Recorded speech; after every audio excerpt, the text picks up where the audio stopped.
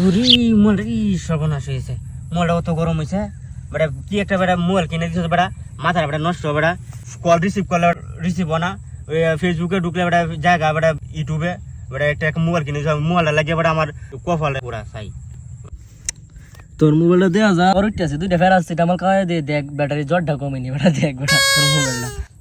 হ্যাঁ রে বেটা বেটা তুমি বেটা ফাইজলামি করস, মস্কারি কি করস, কিবা ঠিক হইব সেই পরামর্শটা আমার ঠিক মতো দিক। শুন তাইলে এটা 5 মিনিট লাগে আমি ফ্রিজে রাখতাছি, পরে ঠিক হইলে তুই আমার তাই লই যাস। হ্যাঁ তুই গেছে ফ্রিজ দে বেটা, অত কষ্ট করে বেটা মোবাইলটা বেটা কিনছি বেটা, একটা মোবাইল কিনতারি না, এমনি টিয়া হইছে নাই, তুমি ফাইজলামি শুরু করছো বেটা।